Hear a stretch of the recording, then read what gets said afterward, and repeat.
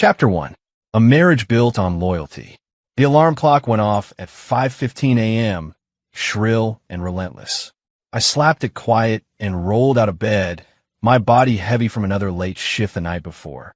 The room was dark, quiet, except for the faint sound of my wife's steady breathing. Emily was curled up on her side, long hair spilling across her pillow. For a moment, I just stood there, staring.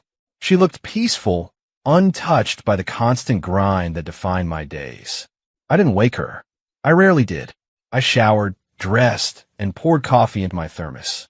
Before heading out, I scribbled a quick note on the pad we kept by the fridge. Have a good day. I'll be home late, again. Love you. It had become my ritual, my way of reminding her I still thought about her, even when I was barely home. By the time I got back that evening, the house hummed with activity. Our daughter, Lily, was sitting at the kitchen table with her homework spread everywhere. She was 12 now, bright, curious, always full of energy. "Hey, champ," I said, ruffling her hair as I passed by. "Dad." She grinned, tilting her face up toward me. "You're late again. Mom made spaghetti, but we already ate. Want me to heat some up for you?" I smiled at her. "I'll manage, don't worry about it. Just focus on that math." She groaned dramatically. "Math is evil." From the living room, Emily's voice cut through, sharp but casual. "It wouldn't be evil if you paid attention in class." I looked over my shoulder. Emily was sprawled on the couch with a glass of wine in her hand, her phone lighting up every couple of seconds with notifications. She didn't even glance up when I walked into the room.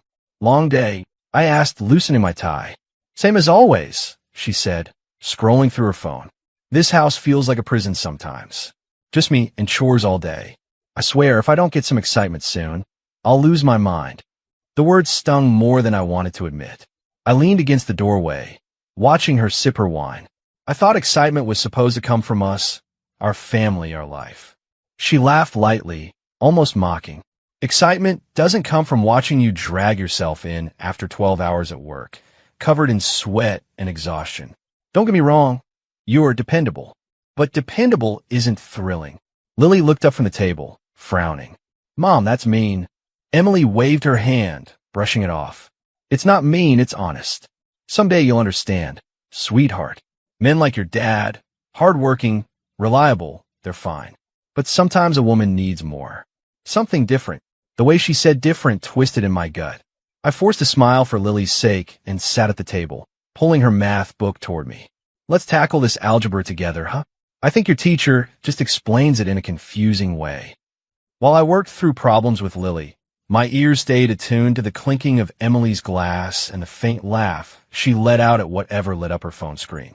Later, when Lily went upstairs to get ready for bed, I finally confronted her. "You really had to say that in front of her? That I'm not thrilling enough for you?" Emily stretched her legs out, not looking fazed. "Don't act so sensitive. I was just making conversation. If you were more fun, maybe I wouldn't feel so restless." "Fun?" I echoed, incredulous. "I break my back out there to make sure this house is taken care of, that Lily has everything she needs, that you don't have to lift a finger if you don't want to. And you sit there calling me boring." She smirked, swirling her wine. "You should be grateful, you know. Most men don't get to keep their wives around when they turn into predictable, tired machines. I could have left for something better a long time ago. But here I am, still here. That's loyalty." Her words cut deeper than I wanted to show. I clenched my jaw, biting back the 1,000 retorts burning on my tongue. Instead, I grabbed a plate and quietly served myself some cold spaghetti. As I sat at the table, she spoke again, her voice casual but laced with something smug. "Don't get me wrong, I appreciate what you do. But don't fool yourself into thinking working late every night makes you some kind of hero. You're missing life, and you're dragging me with you." I stared at the fork in my hand. She doesn't see it. She doesn't see what I sacrificed for us. Upstairs, Lily's footsteps thudded softly as she moved around her room. I focused on that sound, on the reminder that not everything in this house was cracked. She loved me, and I loved her. That was unshakable. But Emily, something in her was slipping away. After dinner, I climbed the stairs and peeked into Lily's room. She was curled up in bed, her lamp casting a warm glow over the pages of a book. "You okay, sweetheart?" I asked, leaning against the doorframe. She looked up, hesitated, then nodded. Yeah, I just don't like when Mom talks like that. You work hard. I know it. She should too. My throat tightened, but I forced a smile. Hey, don't worry about grown-up stuff, okay? You just focus on being a kid. I'll handle the rest. Okay, Dad, she whispered, then added softly, I love you. I stepped in, kissed her forehead, and pulled the blanket up around her shoulders. I love you too, Lily. More than anything. When I went back downstairs, Emily had already poured herself another glass of wine. She was laughing at something on her phone, a laugh that wasn't meant for me. I sat in the recliner across the room, the television flickering without sound. For a while, we just existed in the same space, me staring at the blank TV screen, her smiling at a glowing rectangle in her hand. The silence between us said more than words ever could. My chest ached with a truth I didn't want to face. The woman I married, the woman I built a life with, was no longer standing beside me. She was slipping through my fingers, and I didn't know how to stop it. But I told myself one thing. I'll hold on. I'll fight for this family. I worked too hard to lose it now. And yet, somewhere deep inside, I already knew the cracks had begun. Chapter 2. Strange behaviors begin. The first time I noticed it, I brushed it off. It was a Tuesday night, nothing unusual. I came home later than usual, my boots heavy with dust from another long day. Emily was in the kitchen, but instead of stirring a pot or setting the table, she was leaning against the counter, phone tilted just enough so I couldn't see the screen. Her thumb moved quick, tapping out a message. When she heard me walk in, she jumped, then plastered on a smile that didn't quite reach her eyes. Oh, hey, she said, sliding the phone face down on the counter. You're home early. Early? I checked my watch. It was nearly 8. This is early to you? She laughed lightly, brushing past me to grab plates from the cabinet. You know what I mean? I wasn't expecting you yet. Dinner's, well, it's a little late. I lost track of time. Her explanation was smooth enough. Normal even, but my gut twisted in a way I couldn't explain. At dinner, she kept glancing at the phone on the counter, screen lighting up every few minutes. She didn't touch it, though. Not while I was watching. Lily noticed, too. Mom, your phone's glowing like a Christmas tree, she said through a mouthful of pasta. Emily forced a laugh and reached over to flip it face down again. Just group chat stuff. Nothing important. But the way she avoided my eyes told me otherwise. Over the next week, the phone thing became a pattern. Late at night, I'd roll over in bed to find her scrolling, screen lighting up her face. When I stirred, she'd tilt it away, pretend she was just reading an article.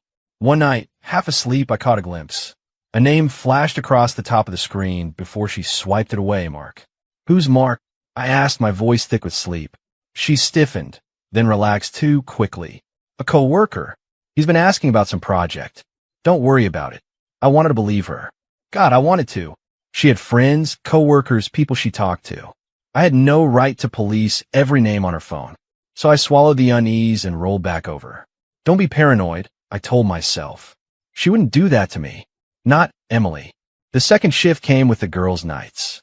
I'm heading out with the girls tonight, she said one Friday, slipping into a black dress that hugged her curves in ways I hadn't seen her care about in months.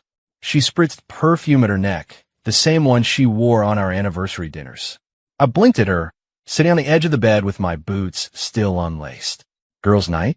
Since when do you and your friends do that? She turned to the mirror, applying lipstick with steady precision. Since now. We all decided we need a break from the boring routine. Don't wait up.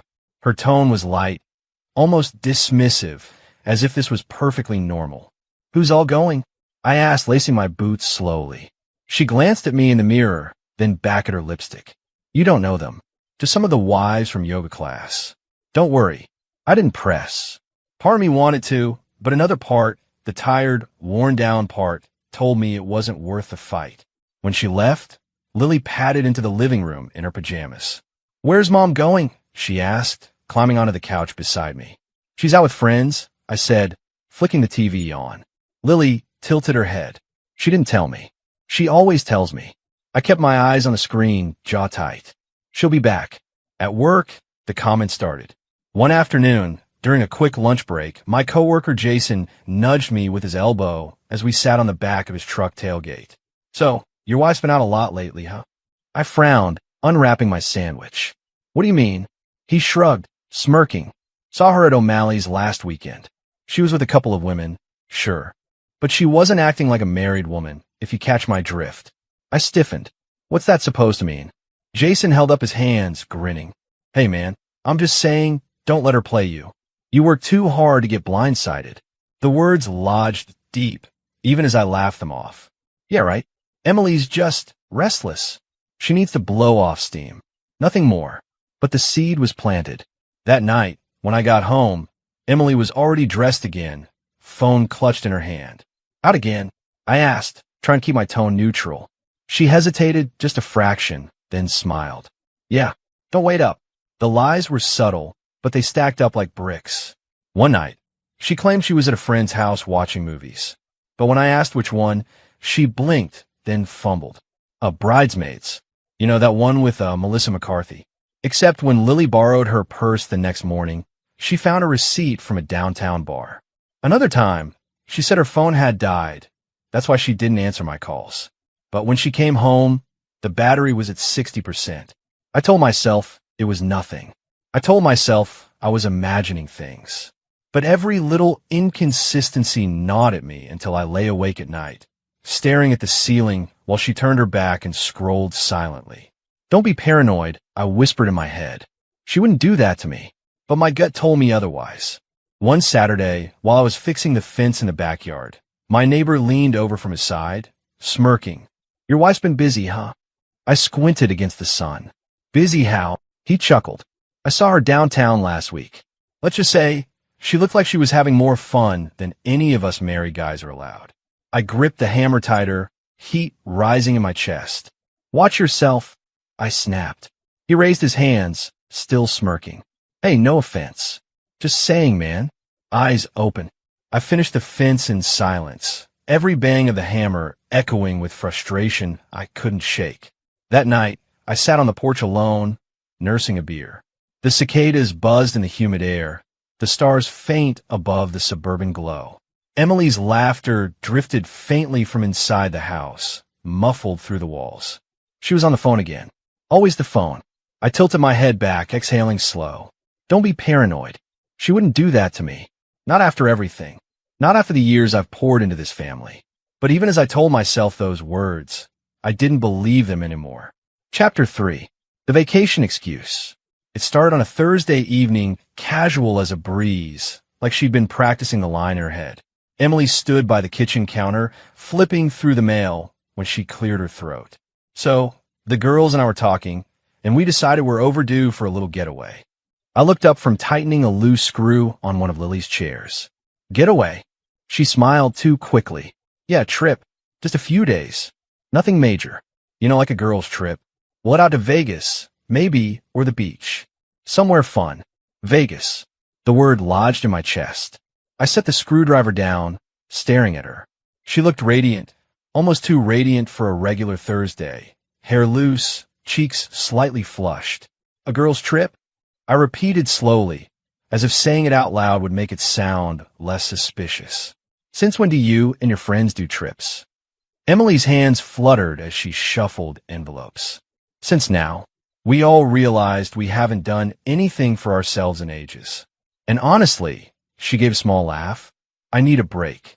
This house, this town, it's suffocating sometimes." Her tone was light, but there was steel underneath it. I swallowed hard. "And when were you planning to tell me?" "I just did," she said with a playful grin, stepping closer. She touched my shoulder lightly, a touch that felt rehearsed. "Come on, don't make that face. It's just a long weekend. You and Lily will be fine here without me. You're always so good at holding everything together." I forced a smile, though my stomach churned. "When exactly?" "Next weekend," she said quickly. "We already checked flights. It's perfect timing. Already checked flights." The phrase burned in my ears. She hadn't asked. She hadn't even tested the waters. She had decided. I rubbed my jaw, staring past her at the half-fixed chair. "You've been busy, huh?" She tilted her head, misinterpreting. "Busy planning fun, yeah." Then, sensing my hesitation, She leaned in and kissed me on the cheek. It was soft, almost tender, different than the mechanical pecks she'd given me lately. Don't worry so much. You're not losing me. Her words were supposed to reassure, but instead they cut. Why say it like that? Losing me. That night, I couldn't sleep. I lay awake, staring at the ceiling fan turning slow circles, while Emily scrolled on her phone beside me. She kept her screen dim, angled away. Once I caught her smiling faintly, biting her lip. I rolled over, facing the wall. My thoughts churned. Don't be paranoid. It's just a trip. Women go on girls' weekends all the time. You look controlling if you push back. You work too hard to be that guy, the jealous husband with trust issues. But then another voice cut through. She's been distant. She's been secretive. Now, she suddenly wants Vegas with the girls? Does that even make sense? I squeezed my eyes shut, gripping the blanket tighter. My chest felt heavy, caught between suspicion and loyalty. The following days, she was sweeter than usual. Almost too sweet. She cooked my favorite meals, lasagna on Monday, roast chicken on Wednesday. She draped her arms around my neck when I got home from work, kissed me long and slow, as if trying to remind me of who she used to be. See? I still got it, she teased one night, winking at me after setting down dessert. It felt wrong. Forced. Like guilt dressed up as affection. Lily noticed too. At dinner, she giggled. Mom, why are you being so nice all of a sudden? Emily laughed too loudly. Can't I spoil my family once in a while? I forced a smile, but inside I was crumbling. One evening, as Emily folded laundry, I leaned against the doorway, arms crossed. So, this trip? I started carefully. She looked up quickly, then went back to folding. Yeah? What about it? Where exactly are you staying? She paused, just a fraction of a second too long, then shrugged. Some resort. Jenna's handling the details. Jenna. I repeated. She nodded briskly. You don't know her. She's new at yoga. Super fun. She organized the whole thing. I trust her. I pressed my tongue to the inside of my cheek, weighing whether to push further. But then Emily looked at me with that playful smirk, the one that said you're being ridiculous. Don't start, okay? She said lightly. You've got nothing to worry about. If anything, you should enjoy the break. You'll have the house all to yourself. I wanted to argue. I wanted to demand names, numbers, proof. But instead, I nodded. Because the other part of me, the part that hated conflict, the part that wanted to believe, told me to let it go. Saturday morning, suitcase in hand, she was glowing. She wore a sundress I hadn't seen in years. Makeup done just enough to turn heads. You sure you don't want us to drop you off at the airport? I asked, watching her sling her bag over her shoulder. She shook her head quickly. No. The girls are picking me up. Easier that way. Lily hugged her tightly. Bring me back something cool. Emily laughed, crouching to kiss her forehead. Of course, baby. I'll miss you. When she turned to me, her smile softened. She reached up, cupping my face with both hands, eyes lingering on mine longer than usual. I love you, you know that, right? My chest tightened. Yeah, I know. She kissed me, deep, slow, lingering. The kind of kiss she hadn't given me in years. For a second, I almost believed everything was fine. Then she pulled away, grabbed her suitcase, and breezed out the door. I stood there with Lily, the silence of the house pressing in. Dad, Lily whispered, tugging on my sleeve. Why do I feel like Mom doesn't really want to go with the girls? I swallowed hard, staring at the closed door. Because maybe she doesn't. The house felt empty that weekend.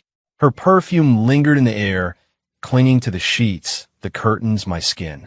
I tried to distract myself with chores, fixing the leaky faucet, mowing the lawn, taking Lily out for ice cream. But every quiet moment, every still second, my mind went back to her. I pictured her in a hotel room somewhere, laughing with friends or with someone else. More than once, I picked up my phone, thumb hovering over the tracking app I'd once installed for Lily's safety. I could add Emily's number. I could know where she was in seconds. But each time I stopped. No, don't be that man. Don't be paranoid. You trust her. You have to trust her. I put the phone down, exhaling slowly, my chest tight. Still, the unease never left. Chapter 4. The affair in the hotel. The hotel room smelled of perfume, alcohol, and sin. I had been in rooms like this before, expensive suites with crisp white sheets and city lights pouring through the windows, but never had I felt so electric, so alive. Finally, I whispered, pulling Mark by the collar of his shirt, lips brushing his ear. I thought the flight would never end. He chuckled, his hands already on my hips, pulling me closer. Worth the wait, though. Look at you, damn. Emily, you clean up like trouble. I laughed, reckless, tilting my head back. That laugh wasn't the laugh I gave my husband at home, tired and shallow. This was sharper, louder, free. My husband. I smirked, letting the straps of my dress slide down one shoulder as I glanced at the city lights outside. He's probably mowing the lawn right now, while I'm here living life. Mark grinned, shaking his head. Cold. You don't even feel guilty, do you? I rolled my eyes and kicked off my heels, letting them clatter against the polished floor. Guilty? For what? For not spending another night folding laundry and listening to him complain about work? Please. I gave him loyalty for years. What did it get me? Boredom. Predictability. You should be grateful I'm still around at all. Mark laughed, unbuttoning his shirt as he followed me toward the bed. Damn, you're ruthless. Not ruthless, I corrected, tossing my hair over my shoulder with a smirk. Realistic. I sprawled across the king-size bed, fingers tracing the soft comforter. My pulse raced. Here, I wasn't Emily the wife, Emily the mother. I was Emily the woman, desired, wanted alive. Mark climbed over me, his cologne thick in the air. So tell me, he murmured, lips grazing my neck, what does Mr. Dependable think you're doing right now? I grinned wickedly, running my nails across his chest. He probably thinks I'm sipping wine with the girls, gossiping about yoga class. He trusts me too much to imagine this. Mark's laugh was low, satisfied. Poor guy. I smirked, though something sharp flickered inside me at his words. Poor guy. My husband's face flashed briefly in my mind, tired, lined, worn from work. But I shoved it away, tilting my chin defiantly. He'll survive, I said, voice hardening. Men like him always do. They're built to work, to sacrifice, to hold everything up while women like me find ways to feel alive. Mark pulled me closer, and soon the room was filled with heat and laughter. My heart pounded, my skin burned with adrenaline. Every moment felt like rebellion, every touch a secret triumph. You like this, don't you? Mark teased between kisses, his tone cocky. Sneaking away, lying to him. God, yes, I admitted breathlessly. The thrill of it, it's addictive. Do you know how dull it is, night after night, watching him eat reheated leftovers, listening to the same tired stories about work? I arched my back, running my fingers through Mark's hair. This is what I deserve. You deserve fun, Mark agreed, grinning against my skin. Not some guy who spends his life in a hard hat. That hit harder than I expected, but I laughed anyway, forcing it out. Exactly. I've been a good wife for too long. Now I get to be me. The city outside glowed brighter as the night deepened, neon reflecting off the glass. I felt untouchable, immortal. Every second away from home felt like stolen freedom, and I reveled in it. Mark poured us champagne from the minibar, handing me a glass. To freedom, he toasted. To freedom, I echoed, clinking my glass against his before downing the bubbly sweetness in one gulp. We tumbled back into the sheets, tangled in laughter, mouths and hands exploring. For a fleeting moment, I thought of Lily, her innocent eyes, the way she looked at me when she asked where I was going. A pang of guilt pricked my chest, but I drowned it with another kiss from Mark. She'll understand someday, I muttered, half to myself. Mark raised a brow. Ooh, nothing, I said quickly, pulling him back down. Forget it. The minutes blurred into hours, bodies moving. The hotel room filled with muffled sounds of pleasure and reckless abandon. This is the real you, Mark whispered against my skin. Maybe it is, I replied, my voice low, defiant. But then something shifted. At first it was subtle. A dizziness washed over me, lightheadedness that I tried to ignore. My breath came shorter, my chest tighter. Mark, I whispered, my voice breaking. He looked down at me, confused. What's wrong? The room spun, the neon lights outside the window blurring into streaks of color. My champagne glass slipped from my hand, shattering on the floor. I can't. My words tangled, slurring. My body felt heavy, foreign, like it no longer belonged to me. Emily, Mark's voice sharpened with panic. Hey, stay with me. But I couldn't. My vision narrowed, black creeping in from the edges. My limbs wouldn't move. My chest heaved, but air refused to come. One last thought pierced the haze before everything went dark. My husband, he has no idea. And then nothing. Chapter 5. Hospital Awakening. I woke to silence. Not the silence of a quiet room, but a heavy, unnatural kind, the kind that presses down on you, suffocates you, makes you wonder if you're still alive at all. My eyelids felt like sandbags. When I finally forced them open, harsh white light stabbed into me. A ceiling swam above, sterile and unfamiliar. I tried to turn my head, but my body didn't respond. Panic struck. I tried to lift my arm, to flex my fingers, but nothing moved. My chest rose and fell, shallow, mechanical. My throat was dry, lips cracked, but no sound came out. Where am I? What happened? Machines beeped softly around me. I caught the faint hiss of something. Oxygen, maybe. The smell was unmistakable. Antiseptic, sharp, like rubbing alcohol mixed with fear. My mind scrambled. Last thing I remembered, Vegas. The hotel. Mark's face hovering over me, eyes wide with panic. My body giving out, darkness swallowing me whole. Now this. Am I dead? No. I was alive. Barely. A sound broke the suffocating quiet. The squeak of shoes against linoleum. The door creaked open. Mom. My heart lurched. Lily. Her voice was small, trembling, but achingly familiar. She stepped into view, her eyes red and swollen, cheeks streaked from crying. My little girl. She carried all of 12 years in her thin shoulders, but right now she looked older, aged by grief, by something she shouldn't have had to face. Mom, it's me, she whispered, pulling a chair close to my bed. Her hands shook as she reached for mine. She clasped my limp fingers, holding them tight, as if she could squeeze life back into me. Tears blur my vision. I try to squeeze back, try to move even a finger, but nothing happened. I was so scared, Lily choked out. Her voice cracked. They said you might not wake up. But you did. You did, Mom. I wanted to say her name, to tell her I was here, that I loved her, but my throat refused. My lips barely twitched. Her small fingers traced over my hand, trembling. Can you hear me? If you can hear me, just blink, okay? Blink once. Summoning everything I had, I forced one slow blink.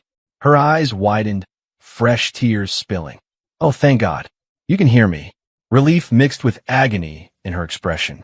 She wiped her cheeks quickly, like she didn't want me to see her break. Mom, you're in the hospital. Something happened. You collapsed. They said.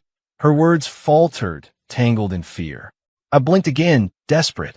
Tell me. Please tell me. They said you're paralyzed. The words ripped out of her, jagged. You can't move, Mom. They don't know if it's permanent. Her voice cracked, and the dam broke. She dropped her forehead against our joined hands, sobbing. My chest constricted, not from the machines, not from the paralysis, but from the raw pain in her voice. Paralyzed? The word echoed, hollow. I wanted to scream, to shake my head, to say this couldn't be true. Me, trapped inside a body that betrayed me? No, it couldn't be real. My mind raced back to that hotel room. Mark's grin, champagne bubbles, neon lights, my laughter that wasn't mine. The words I'd spat about my husband, cold, cocky, cruel. He's probably mowing the lawn right now, while I'm here living life. Now look at me, broken, helpless. And my daughter, the one person who still looked at me with pure love, was crying over the shell of me left behind. Lily lifted her head, her tears soaking the hospital sheet. She tried to smile through the pain, but it quivered, collapsing at the edges. You scared me so bad, Mom, she whispered. When the doctors called me in, I thought I lost you. I blinked hard once, then again. I'm here. I'm sorry. I didn't mean, but the words stayed locked in my skull, screaming with no way out. I don't know how to do this, she said, her voice breaking. You're supposed to take care of me, not the other way around. Her words shredded me. She was right. I was supposed to be the mother, the protector, Instead, here she was holding me together when I had nothing left. Inside, guilt clawed at me. Images flashed unbidden. The hotel room, Mark's lips, my smug laughter, my betrayal. My husband's tired eyes when I left, the way Lily had asked, "Why do I feel like Mom doesn't really want to go with the girls?" She had known. She had felt it. Children always do. And now she sat here, crying over me, and she didn't even know the truth. The machines beeped steadily, indifferent to my torment. Lily wiped her cheeks again, sniffing hard. She leaned closer, whispering, "It's going to be okay. I'll be here for you. Dad will." She cut herself off suddenly, biting her lip so hard I thought it might bleed. My heart stopped. Panic flared in my chest. What about Dad? What happened? I blinked rapidly, desperate, frantic. Tell me now. But Lily just squeezed my hand tighter, shaking her head. Not yet. You need to rest. The doctor said not to upset you. Her eyes welled again, and she leaned down to kiss my forehead. I'll tell you, Mom. I promise. Just not yet. I wanted to scream. I wanted to demand answers. But all I could do was blink, trapped inside my own skin. Inside, the guilt swelled until it drowned me. Every reckless choice, every cocky word, every betrayal, I was choking on them now. My daughter's tears, her trembling hands, her broken little voice, this was the price. And I wasn't sure I could bear it. Chapter 6. The Daughter's Revelation. The hours crawled. I couldn't move, couldn't speak, only blink, listen, and drown in the storm of my own thoughts. Every beep of the monitor became a hammer, pounding the truth deeper into me. I was trapped, and beneath that truth, one question gnawed relentlessly. What happened to him? Lily sat in the chair beside me, her small hands clutching mine as if she were afraid I'd slip away again. She'd cried until her face was blotchy, then forced herself into silence, staring at the floor like she carried a weight too heavy for a child to bear. I wanted to ask. I wanted to demand. But my lips wouldn't part. My tongue wouldn't move. All I could do was blink over and over, trying to signal her. Mom, she whispered, breaking the silence at last. Her voice was hoarse, worn thin from crying. I know you want to know. I can see it. You keep looking at me like you're begging for answers. I blinked slowly once. Yes, please. Her chin trembled. She squeezed my hand tighter, biting her lip so hard the skin went white. I didn't want to tell you, she said, her voice barely above a whisper. The doctors said it might be too much, but I can't keep it in anymore. I can't. My pulse thundered in my ears. Tell me. Just say it. Say what happened to him. Lily took a shaky breath. Her eyes brimmed again, and this time she didn't bother wiping the tears away. Dad, her voice cracked. She pressed her free hand to her mouth, like maybe if she covered it, the words wouldn't escape. But they did. Dad's gone. The world stopped. It was as if the room tilted sideways, all air sucked from it. The machines kept beeping, indifferent to the shattering of my world, but inside me, silence. Nothing but silence, and an impossible truth I couldn't accept. Gone? No, not him. Not the man who worked 12-hour days, who fixed the roof when it leaked, who never once forgot to check the oil in my car. Not the man who kissed Lily's forehead every night and told her she was his whole world. Gone? Lily broke into sobs, clutching my limp hand as if it were the only thing tethering her. He's gone, Mom. While you were gone, everything fell apart. He found out. My chest clenched. I shot through my veins. Found out. She buried her face into my arm, her words muffled but sharp enough to cut me open. He found out about you, about what you were doing. Somebody sent him pictures, him with you, in that hotel. My heart stuttered. My stomach twisted while rising. No one wanted to tell me, but I overheard Dad on the phone. She hiccuped through her crying. He said he knew, Mom. He knew you lied. He knew you weren't with the girls. Her sobs shook her small body. He sounded so broken. I've never heard him sound like that. The room swam. My vision blurred with tears I couldn't even wipe away. He knew, and I wasn't there. I left him with nothing but lies. Lily's words came like hammer blows. That night, he collapsed, right in the kitchen.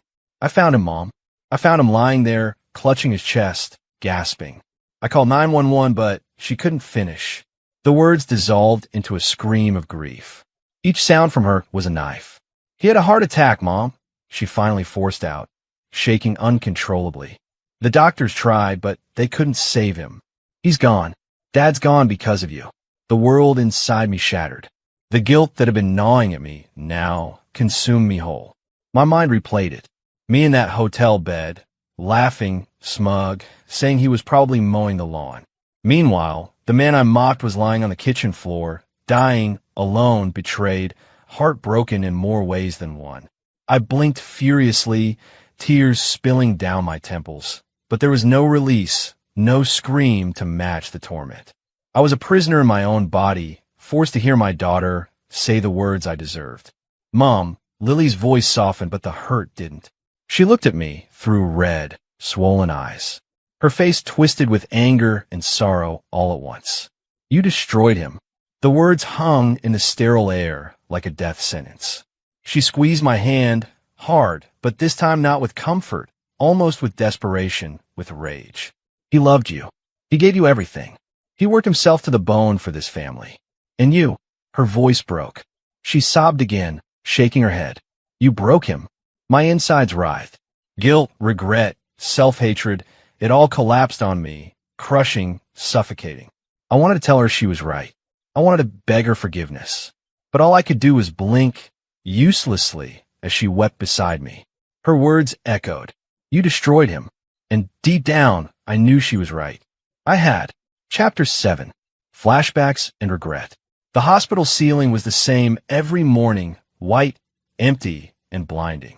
I stared at it until my eyes blurred, the harsh light burning into me, because there was nothing else I could do. Trapped. That was the word that fit best. Trapped in my body, trapped in my mind, trapped in the mess I had created. And every time I closed my eyes, the memories came back, not gently, not like warm nostalgia, but like knives, sharp and merciless. The first memory hit me in fragments. I saw him, my husband, coming through the front door, shoulders slumped, steel-toe boots caked in dirt, shirt soaked through with sweat. He was bone-tired. I could see it, but he still smiled when Lily ran up to him. He scooped her into his arms like she weighed nothing, kissed her forehead, and whispered, "How's my princess?" Even after 12 hours under the sun, he had time for her. Time for me. Why wasn't that enough for me? The scene blurred into another. He was fixing the leaky faucet under the sink, muttering curses under his breath, water splashing his face. I'd stood in the kitchen doorway, arms crossed, rolling my eyes at his clumsy effort. "You know," I'd said, smirking, "real men just call a plumber instead of pretending they're handymen." He looked up at me with a crooked grin, water dripping from his chin. "Well, this pretend handyman just saved us $100. Dinner on me." I had laughed. I hadn't meant it cruelly then, but now the words tasted bitter, rotten. The memories shifted. Now I was back in the hotel room. The bed sheets tangled. The smell of cologne that wasn't his. Laughter that wasn't love, just noise, careless and cheap. "Your husband?" the man had asked me, his lips grazing my neck. And I had laughed. God help me, I had laughed. He's probably mowing the lawn right now, while I'm here living life. Those words replayed in my head like poison. Living life? No, I was killing it. Killing everything that had been good, solid, faithful. And for what? For a thrill that now made me sick. My stomach turned as if it remembered too. What had once felt like fire and excitement now rotted inside me, a disease eating at my soul. "Mom!" Lily's voice yanked me back. She stood at my bedside again, her backpack still slung over one shoulder, her hair pulled into a messy ponytail. She looked so tired, too grown for her age. I blinked at her, my only way of saying hello. She set the backpack down and sat heavily in the chair. "I almost didn't come today." Her tone was sharp. I flinched inside, but of course she couldn't see it. "I hate being here," she admitted, her voice breaking. "I hate looking at you and knowing what you did. But you're still my mom." Tears welled in her eyes. She clenched her fists, then unclenched them, like she was fighting with herself. I keep remembering how Dad used to tell me, "Your mom's the most beautiful woman in the world." I'm the luckiest man alive. My chest caved in at those words. He had said that. Many times. Too many times for me to ever doubt his love. And now I can't stop thinking. He said all that while you were lying to him. While you were sneaking around. Her lip trembled. Do you know what that does to me, Mom? To know my dad died loving you, and you didn't love him back? If I could have screamed, I would have. If I could have begged, I would have fallen to my knees. Instead, I blinked furiously, tears slipping from the corners of my eyes, soaking the pillow. I remember the night it happened, Lily whispered. Her voice was so quiet it felt like a knife slicing through the sterile air. I found him on the floor. He couldn't breathe. He just kept saying your name, over and over. My whole body seemed to collapse inward. He loved you until his last breath, she choked. And you were in some hotel bed with another man. Her words scorched me. I wanted to go back. To every choice, every smirk, every night, I told him I was with the girls. I wanted to slap the phone out of my own hand, tear up the lies before they left my mouth. Instead, all I had are memories. Another flashback cut through. A rainy afternoon. We were broke, God, we were so broke.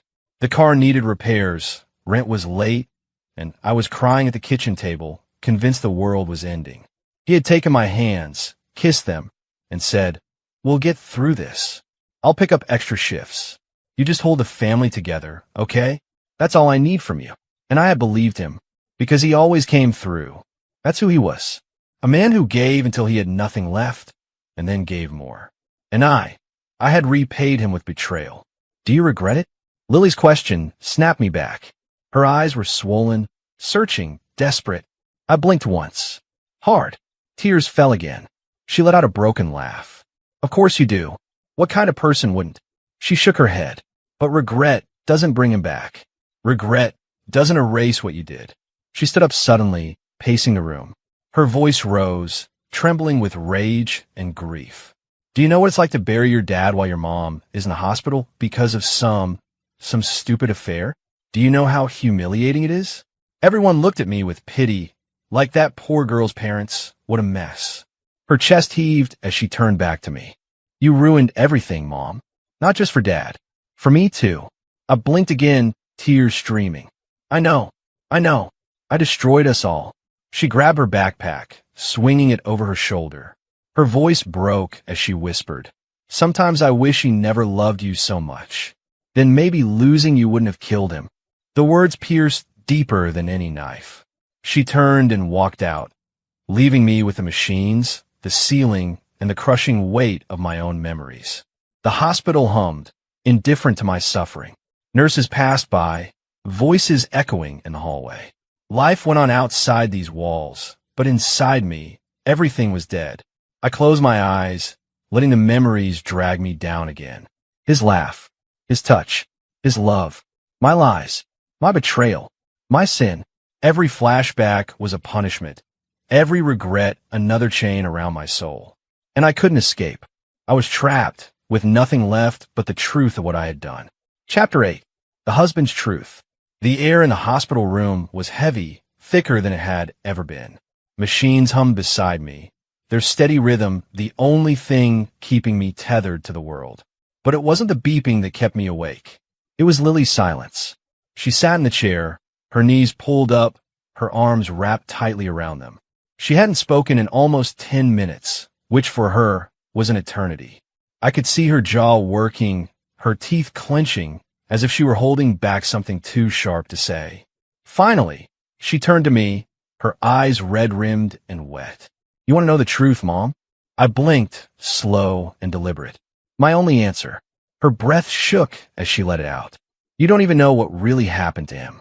You only know the ending, but you don't know the truth. What killed him wasn't just the stress. It wasn't just bad luck. It was you. The words knifed through me. I wanted to scream at her, beg her to stop, but all I could do was lie there, staring at the ceiling while she peeled back the last pieces of my husband's dignity, the man I had destroyed. She leaned forward, her voice trembling but fierce. He found out, Mom. He knew. The room tilted. My body, though frozen, felt like it was falling through the bed, through the floor, through the earth itself. How? The word screamed in my mind. How? Lily pressed her palms together tightly, as though trying to crush the memory out of existence.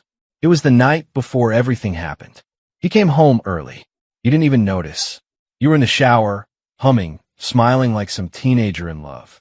And your damn phone, was right there on the nightstand, lit up with a message from him. Her lip quivered.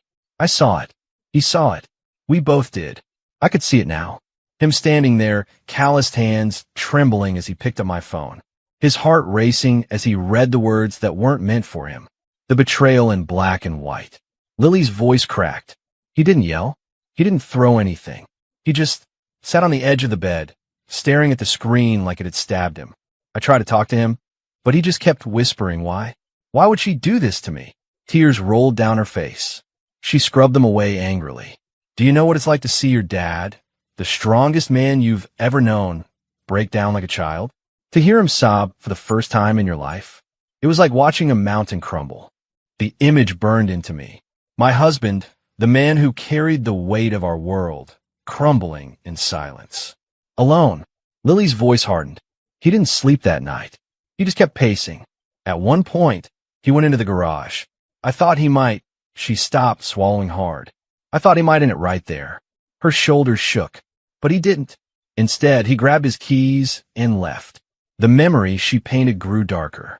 I could see it, the headlights cutting through the night, his face set in that grim determination he wore when he was about to do something reckless. He drove to that hotel, Lily whispered. The one you told us you were vacationing at. He knew. Somehow, he knew exactly where you were. My chest tightened.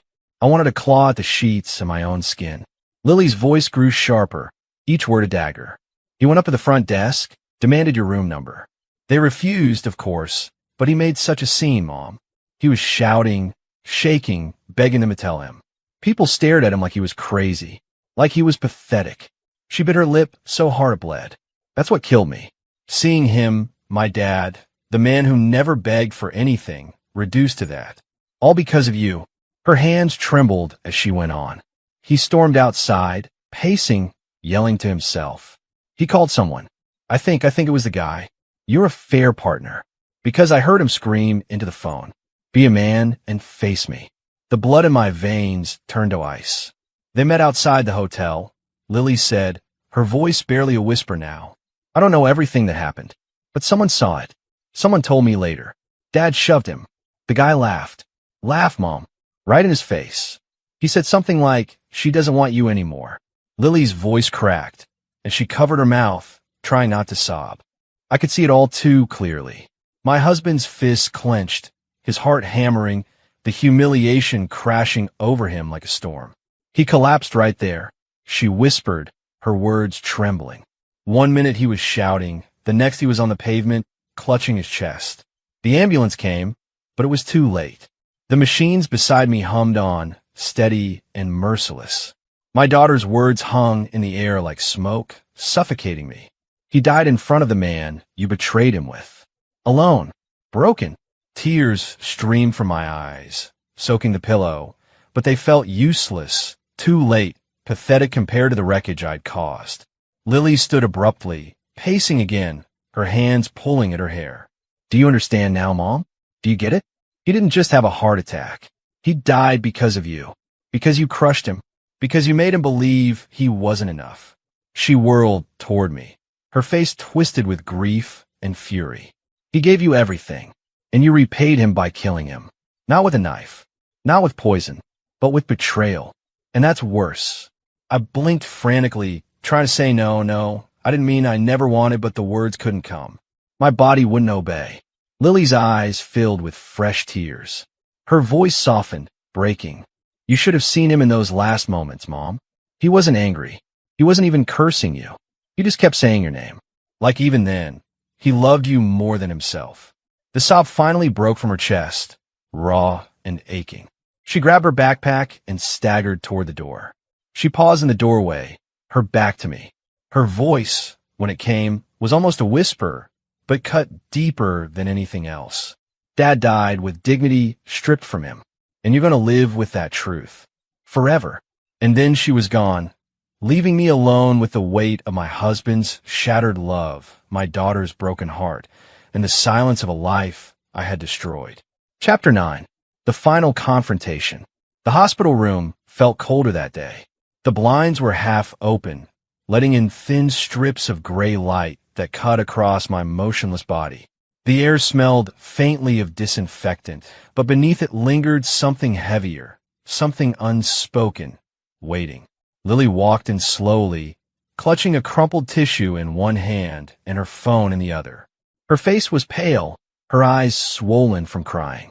She set the phone down on a nightstand with deliberate care, then pulled the chair closer to my bed. For a long time, she just sat there silent. I could hear her uneven breathing, see the way her chest rose and fell with barely contained emotion. She stared at me, her lips trembling as if debating whether to speak at all. Finally, she whispered, "Mom, I can't hold it in anymore." My heart thundered inside my chest. My eyes darted, pleading, but my body stayed still. Her voice grew sharper. "Do you know what it's like to carry around the truth and watch you lying here, acting like you're the victim?" Tears welled in her eyes. She slammed her fist against the chair arm. "You're not the victim, Mom. Dad was." The words sliced through me. I wanted to cry out, to tell her I knew, that I hated myself more than she could ever imagine, but my throat, my tongue, my lips refused me. Lily's voice cracked as she continued. "Do you want to know how he really died? Not the sanitized version the doctors told you. Not the little half-truths I've been feeding you." Her breathing quickened harsh. "Fine, I'll tell you everything." She leaned forward, her eyes boring into mine. "Dad didn't just collapse out of nowhere. He didn't just have a heart attack in his sleep. He died because of you. Because he loved you so much it broke him." Hot tears slid down my temples. I blinked furiously, desperate for her to stop, but she only grew more relentless. "He found out about you and that guy. He saw the messages, the pictures. He knew you weren't on some girl's trip. He knew exactly where you were." Her voice dropped lower, trembling. "And do you know what he did, Mom? He drove there. He wanted to confront you. He wanted to fight for you. For us." She shook her head violently, tears spilling. "But when he got there, he didn't find you. He found him. That piece of garbage you threw your life away for." I tried to scream. My lips parted slightly, but only a strangled hiss escaped. Lily's eyes widened at the sound, then hardened. Don't you dare try to act like you're sorry now." Her words poured out like knives. "He begged the man. Do you understand? Begged. Dad, the man who worked himself into the ground for us, who never asked anyone for anything. He begged him to walk away, to let you go, to let's try to fix things." My chest ached as though it were caving in. "But that guy laughed." Lily's hands clenched in her lap, knuckles white. "He looked Dad right in the face and said, 'She doesn't want you anymore. She's mine.'" Her voice broke into a sob, and Dad just crumbled. He collapsed in the middle of the parking lot, clutching his chest, while strangers stood around staring. She slapped her chest, sobbing harder now. "He died right there, Mom, on the pavement, alone, and you weren't there to hold him. You weren't there to comfort him. He called your name with his last breath, and you were in a hotel bed with someone else." I thrashed inside my mind, screaming silently. "Stop! Stop! Please stop!" But there was no stopping her. The dam had broken. Lily stood up suddenly, pacing the room like a caged animal. Her sobs echoed off the sterile walls. "Do you know what it was like, Mom? To see him like that? To hear his voice shake when he said your name? To watch him die knowing the one person he loved most had betrayed him?" She turned, her eyes blazing with grief and fury. "It destroyed me. It destroyed us. And now you're lying here, trapped, and you think that's punishment?" I blinked rapidly, tears streaming. My chest heaved with every broken inhale. No, her voice was steel now. "Your punishment is knowing. It's living every day in this bed, remembering what you did, remembering how he looked at you with nothing but love, even after you tore him apart." She stepped closer, her face inches from mine. Her words dripped venom. "You killed him, Mom. Not with your hands. With your betrayal. With your selfishness. With every secret text and every lie." Her body shook with sobs, but she pressed on, relentless. "And you know what's worse? He still loved you. Even when he knew. Even when his heart was failing, he still called your name." Her tears fell onto the blanket covering my still body. I wanted to reach out, to hold her, to beg forgiveness. But all I could do was blink and cry, silently, as her pain burned through the room. Suddenly, she grabbed the phone from the nightstand. Her hands trembled as she unlocked it, swiping to a video. "Do you want to see what I see every night when I close my eyes?" She spat, her voice raw. She held the screen up in front of my face. Grainy footage played, surveillance from the hotel parking lot. My husband on the ground, people rushing, the affair partner standing off to the side, arms crossed, smirking. Lily's sobs tore through her chest as she screamed. "That's the last image of Dad I have burned into my brain. That's what you left me with." The phone slipped from her hands and clattered to the floor. She collapsed into the chair, burying her face in her hands, her cries muffled but agonizing. I blinked and blinked, sobbing silently, my body stiff as stone while inside I shattered 1,000 times over. Minutes passed, or maybe hours, I couldn't tell. Lily finally lifted her head, her face streaked with tears, her voice hoarse. She looked at me with eyes that no longer carried just grief, but finality. "I loved you, Mom. I really did. But I can't look at you the same anymore. Every time I see your face, I see his. I see the way he died. And I can't forgive you." Her words landed like a hammer, crushing whatever fragments of me still remained. She stood, grabbing her backpack, slinging it over her shoulder. Her back turned to me, her voice quiet but deadly. "This is your forever now. Lying in that bed, unable to move, forced to remember what you did. And I hope every second of it burns." The door clicked shut behind her, leaving me in the sterile silence, trapped in my own body, my husband's last breath echoing in my mind, my daughter's final words seared into my soul. Chapter 10. The closing lesson. The days bled together in the hospital. Morning and night were indistinguishable. The steady hum of machines and the faint antiseptic smell replaced any sense of time. Nurses came and went, adjusting for bags, checking vitals, offering polite smiles that never touched their eyes. To them, I was just another patient, another body in a bed. But to my daughter, I was something else entirely. A reminder. A scar she couldn't look at without reopening the wound. Lily still visited, but less often now. At first she came daily, sometimes twice a day, sitting with me in silence, sometimes crying, sometimes screaming her rage. But as weeks passed, her visits grew shorter, her tone colder. The warmth in her eyes, the light of a daughter who once adored her mother, dimmed every time she looked at me. One afternoon, the door creaked open and Lily stepped in. She didn't bring flowers this time. No books, no little snacks she sometimes left by the bed. Just herself. She stood near the window, arms crossed, her gaze fixed on the blinds instead of me. For a long time she said nothing. I blinked, trying to catch her attention, but she didn't look my way. Finally, she whispered, "Do you know what I hate most about all this, Mom?" Her voice was calm, but beneath it was a current of rage. She turned slowly, eyes narrowing as they locked onto mine. "That Dad spent his whole life proving love was real. And you spent one weekend proving it was worthless." Her words were daggers, precise and deliberate. "I used to look up to you. I thought you were strong, wise, someone I wanted to be like." She shook her head, a bitter laugh escaping. "Now I see you for what you really are. Weak, selfish, and trapped in your own choices." Tears welled in my eyes. I wanted to scream, to beg her not to say these things, to promise her I'd change if given another chance. But my body remained my prison, and my silence was an admission of guilt. Lily moved closer, her face tightening. "You know what Dad's legacy is? Loyalty. Sacrifice. Every memory I have of him is of a man who worked until his hands bled, who showed up for every school play, every late-night fever, every moment that mattered. He never once put himself first. Not once." Her voice trembled, but she didn't falter. "And you? You threw it away.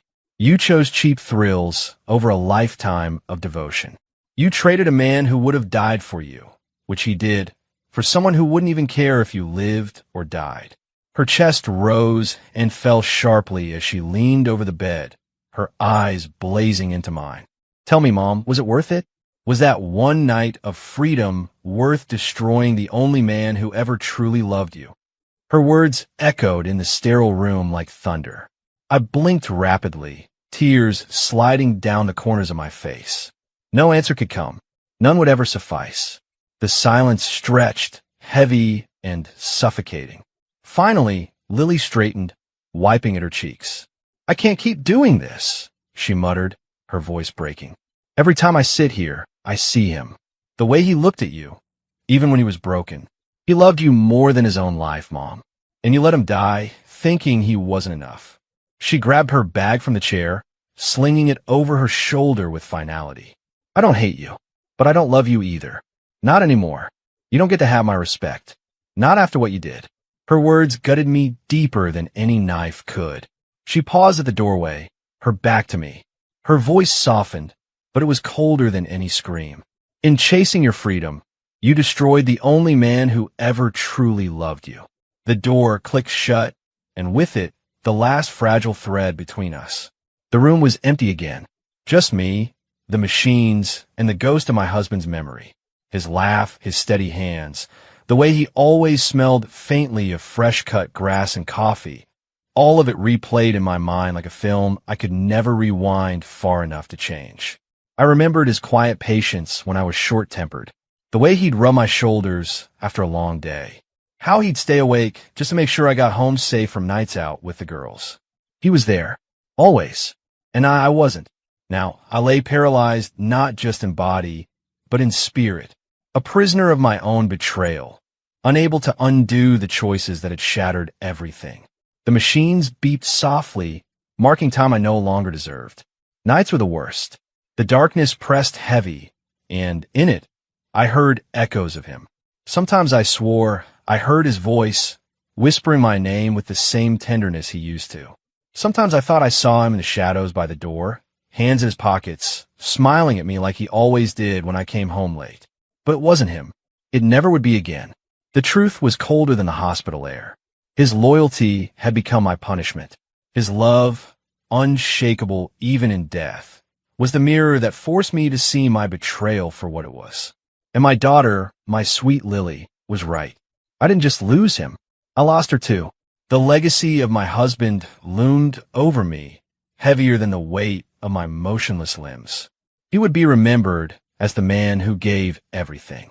I would be remembered as the woman who destroyed it. There was no redemption, no second chance. Only this bed, this silence, and the hollow ache of knowing I had traded eternity for nothing. The monitors hummed. The hallway beyond my door echoed faintly with voices and footsteps. Life continued outside my room, indifferent to the ruin I had made of mine. And somewhere in that indifferent world, my daughter carried his memory forward, carrying him with love and pride, while she carried me only as a cautionary tale. The final truth settled over me like a shroud. In chasing my freedom, I destroyed the only man who ever truly loved me. And that was the lesson I would die with.